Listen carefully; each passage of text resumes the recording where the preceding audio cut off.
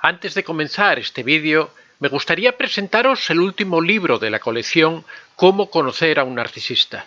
En él tratamos todo lo relativo a esos síntomas que nos permiten identificarlo, hablamos del origen, peculiaridades que tienen los narcisistas y que permiten distinguir el narcisismo de otros trastornos. Además de este libro, también os recordamos que tenemos La madre narcisista, El contacto cero y La técnica de la piedra gris.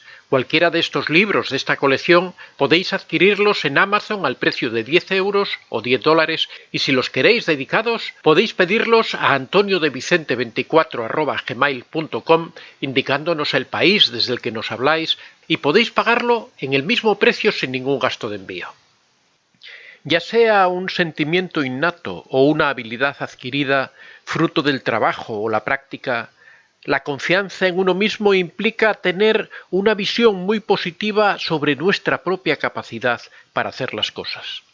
No obstante, hay ocasiones en las que esa seguridad desaparece a causa del contexto en el que hemos crecido o, sobre todo, después de sufrir un acontecimiento adverso o una experiencia desagradable que trastoca nuestra vida.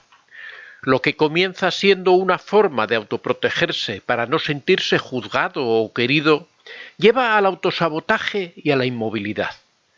Siempre parece que las personas que son muy seguras de sí mismas consiguen todo aquello que se proponen. Podríamos decir que es un aspecto a envidiar, pero es cierto que en ocasiones creemos serlo hasta que otros problemas nos hacen darnos cuenta de que la inseguridad siempre ha estado ahí dentro de nosotros. La cuestión es, ¿cómo podemos ser conscientes de esta situación? Las personas inseguras son aquellas que tienen arraigado un importante sentimiento de insuficiencia, lo que hace que no confíen en sí mismas y se sientan incapaces de afrontar determinadas situaciones. Estas inseguridades pueden darse en áreas muy concretas, aunque con el paso del tiempo tienden a extenderse y pueden llegar a limitarla por completo. Las inseguridades más frecuentes se dan a nivel físico, al sentirse uno incómodo con la propia imagen corporal y acomplejarse por ciertos defectos físicos. En el ámbito profesional, también se cuestiona la propia inteligencia y la aptitud a la hora de desempeñar correctamente una tarea. Y a nivel personal, quitándose valor a uno mismo y pensando que no se es suficiente. También puede actuar de forma afectiva, evitando mostrar las vulnerabilidades a su entorno para no decepcionar a nadie. Además, aunque no tiene por qué tener problemas a la hora de relacionarse con su círculo de confianza, suelen evitar los contextos sociales por miedo a sentirse juzgadas. Estas inseguridades suelen encontrarse sustentadas por una serie de pensamientos negativos. Estos fomentan un diálogo interno que despierta dudas acerca de las propias capacidades o el valor personal. Dicha voz interna funciona como una especie de mal entrenador. Condiciona la conducta de la persona, frenándola y haciendo que no se atreva a luchar por aquello que desea, ya que el miedo termina convirtiendo la prudencia en sinónimo de parálisis. De esta manera, lo que comienza siendo una forma de autoprotegerse para no sentirse juzgado o no querido, lleva al autosabotaje y a la inmovilidad, así como a padecer problemas psicológicos como ansiedad o depresión. Veamos ahora las características de una persona insegura.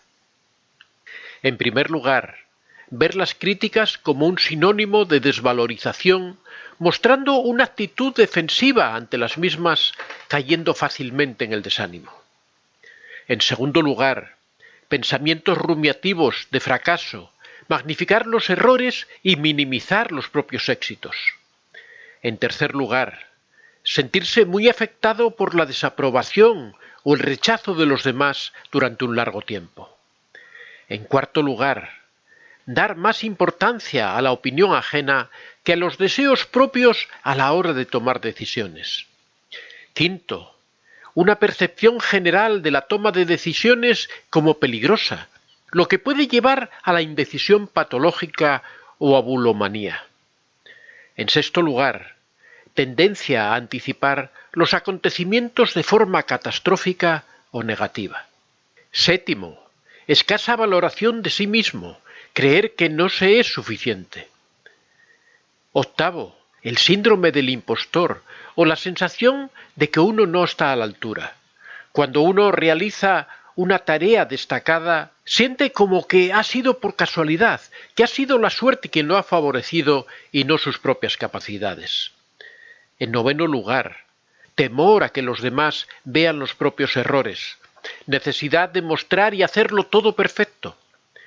En décimo lugar, sobrecargarse a nivel laboral a fin de suplir supuestas carencias.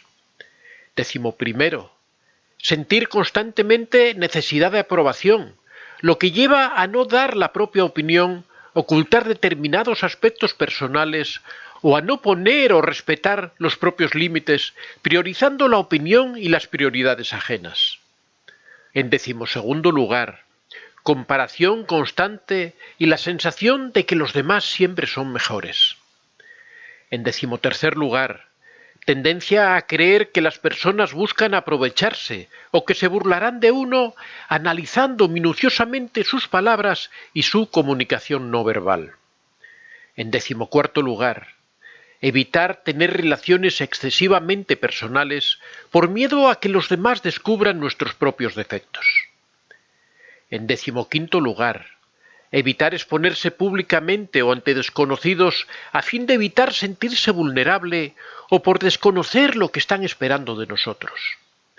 En decimosexto lugar, permanecer en la zona de confort por miedo al cambio o por desánimo al pensar que no se va a poder realizar lo que se desea y no por una elección personal, sentimiento de parálisis vital. En decimoséptimo lugar, agresividad o arrogancia como mecanismo de defensa. En decimoctavo lugar, exceso de competitividad o celos, también o incluso a nivel de pareja. Y en decimonoveno lugar, problemas con la propia imagen. La infancia y las experiencias vividas en ella están muy relacionadas siempre con la inseguridad, como haber tenido padres muy exigentes, estrictos o sobreprotectores que toman las decisiones por el niño, cuestionando constantemente sus opiniones y haciendo que éste interiorice que su opinión es menos válida o buena que la de los demás. También afecta el que los padres no solo aprueben los logros más superficiales de sus hijos, sin validar sus sentimientos, o que los comparen constantemente con otros niños, lo que hace que crezcan ligando el afecto al éxito o a la demostración de sus capacidades. Esto hace que de adultos teman el fracaso y se consideren insuficientes cuando no muestran ser tan válidos como les han enseñado que deberían ser. Siguiendo con la infancia, el haber experimentado situaciones traumáticas como el bullying, un trato abusivo por parte de los padres o haber sido víctima de malos tratos, pueden influir en el sentimiento de seguridad personal. Esto deriva en una baja autoestima y por consiguiente en inseguridad. Por otra parte, ser una persona muy perfeccionista y querer que todo salga como se desea, o tener experiencias recientes de fracaso, como ser despedido o suspender un examen, pueden también incentivar la inseguridad. Quiero compartir con vosotros que hemos subido un vídeo interesantísimo al canal con el que estamos colaborando, Dieta y Salud. Habla de los efectos psicológicos positivos y negativos del ayuno intermitente. Así que si os apetece, os invito a verlo. En la descripción de este vídeo os dejo el enlace a este canal colaborador nuestro.